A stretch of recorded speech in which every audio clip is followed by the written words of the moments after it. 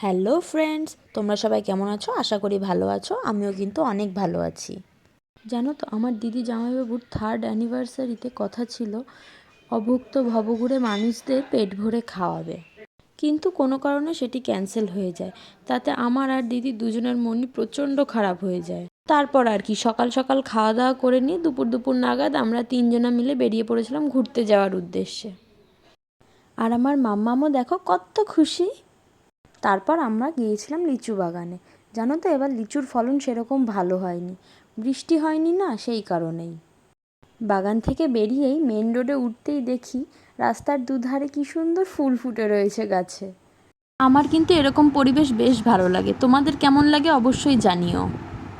ঠিক তেমনি আবার মেঘলা দিনে গ্রামীণ পরিবেশ, সাথে ফাঁকা রাস্তা, জাস্ট ওয়াও ব্যাপারটা, তাই না বলো?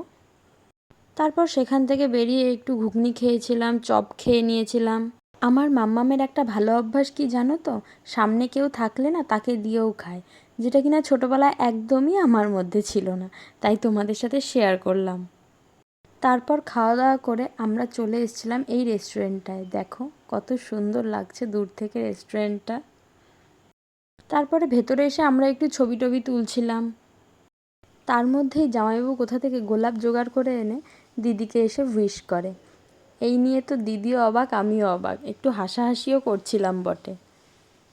তারপর রেস্টুরেন্টের ভেতরে গিয়ে আমরা একটু কফি খেয়েছিলাম, স্ন্যাক্সে ফিশ ফিঙ্গার খেয়েছিলাম, মেন কোর্সে মিক্সড ফ্রাইড রাইস ও মাঞ্চুরিয়ান খাওয়ার পর লাস্টে আইসক্রিম খেয়ে আমরা বেরিয়ে পড়েছিলাম বাড়ির পথে রওনা দেওয়ার জন্য। আজকের ভিডিওটা এইটুকুই। তোমাদের যদি ভালো লেগে থাকে অবশ্যই আমার চ্যানেলটা লাইক, কমেন্ট, সাবস্ক্রাইব করে দিও।